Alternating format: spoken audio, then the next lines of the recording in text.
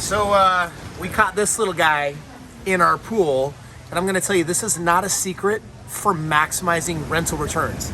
Today, I'm gonna share with you 3 things that you should do if you wanna make maximum money on your rentals. Here you go, buddy. Go, be free, go. One shot, now the future is yours, go! I'm turning dreams into reality, yeah. It's one shot, now the future is yours, go! All right, so today we are talking about 3 different methods for maximizing your rental. For example, I'm here in Puerto Vallarta, and this space that you're looking at looks like one big giant home, and that's true. It's also broken up into 3 segments. You've got the first floor, and then you've got the towers up here on the north side. You got the entire second floor with its own infinity pool. You got the 3rd floor with its own pool and courtyard. The person that built this decided that the best thing that they could do is to turn it into a fractional rental unit where they could rent out the 1st floor, the 2nd floor, the 3rd floor, and that's their strategy for maximizing rent. But most properties are not set up this way. So what are the 3 methods for maximizing your rental on your investment property? All right, the first method that you want to think of when it comes to maximizing your rental is population growth, which basically says if you intentionally buy rentals in a market where the population is moving, where migration is heading, where basically you can forecast a lot more people moving in that area, it's going to force the prices to go up. And so this is a person that says, you know, I'm not so concerned about cash flow.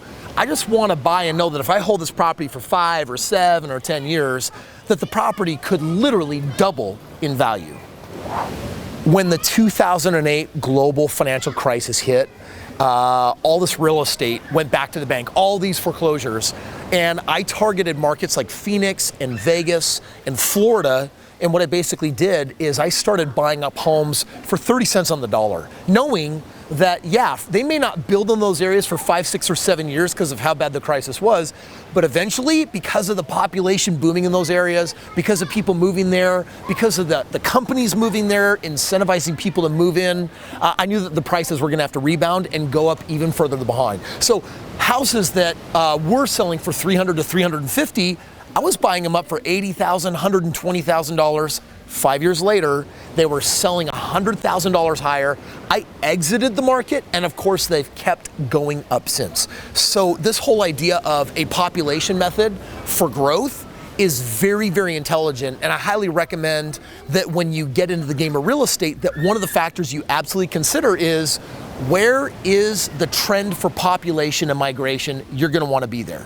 Bottom line, invest where the population growth is higher than the country, city, suburban average, and you'll experience higher than average capital growth of real estate in that area. That's a surefire win if you're a long player. The second method is to invest by a body of water. Now, of course, that could be something like a lake, it could be a popular river, but guess what it could also be? It could literally also be the ocean. Now, why does it make a smart investment to buy property right on a source of water? I made a little list here for you. Think about it. Number 1, you can't build out. Like this property that I'm staying at right now, literally, it is a one-of-a-kind property. It's right up on the beach. And I was here 5 years earlier and I rented a different beach house. And you know what ended up happening? That property is no longer there. There's now a high-rise where that stood. And it's because they basically ran out of attractive property along the ocean, and that drove the prices up. I don't even want to know what they got built out for, but I'm telling you, if I was the owner of that property, it had to be a big check. Can't you just, like write me a regular size check? Maybe you should try a different bank, a big bank. Bigger bank? That has a big check department. Another reason, look at the great views. You're gonna get these gorgeous, beautiful sunsets. You've got walks on the boardwalk. If you have a lakefront property, like that's a view that is very difficult to replicate, and those prices are gonna go up faster than non-water view properties. Bottom line is, proximity to water activities is something that is really attractive, and it's where people wanna be. So the question is, do properties appreciate better on water than they would if not? And the answer is yes, which is why building on water or owning on water is a super smart play. Bottom line, all over the world, real estate by water has tended to go up in value faster than the comparable properties not by bodies of water.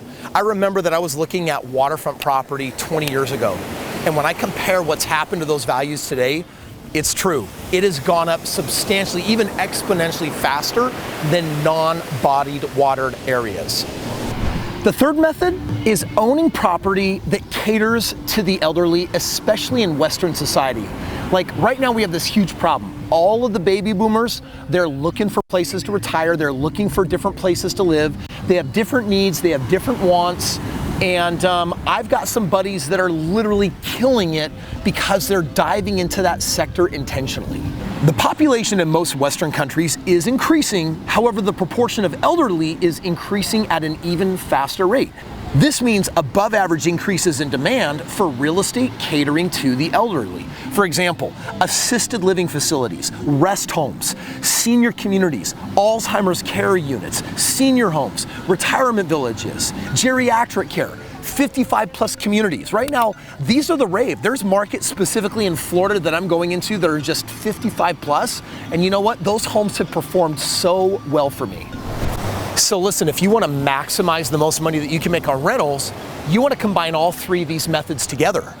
What areas are there out there where you've got population growth booming, you're able to service the elderly community, and you've got attractive bodies of water? Well, I'm going to tell you right now, I track 324 markets around the entire United States, and I'm always investing in the top 3, 4, or 5 markets. And right now, 3 of those 5 markets combine all 3 of those together, and guess what it's producing? Last year, I was averaging a 34% ROI. 5 years from now, in hindsight, these ROIs may look as high as 50%, earning 60 or 70%. Imagine for just a moment, 50 grand that was sitting in a 401k or an IRA, or even savings, right? That was losing at the rate of inflation, 6% this year based on the consumer index. Imagine if that was sitting in a bank account earning 50%, 60 or 70%. What if you were doubling your money every other year? That's what I've been doing for nearly the last 20 years in the game of real estate. And I've got more properties than I know what to do with. So if you're watching this, and if you're a loyal subscriber, and you're curious to know what it might look like for you and I to partner up, click the link below, and you're gonna have an opportunity to learn about partnering with me. I will show you where these markets are at. I'm gonna show you how to absolutely kill it. Click the link, come and play. Hey, thanks for watching today's video. If you liked it, give it a thumbs up. Make sure that you subscribe. I got videos coming out like this literally every single day. And if you want to learn more about the game of investing with me, or overall what it is I'm doing in real estate, check out this video. I'm going to show you how I'm crushing it in the game of partnering with people all over the world just like you. Yes. Oh, God. Oh, no. No, he's back in the water. Dang it. Come on, buddy. Go this way. Go this way. Come on. Come on. There you go.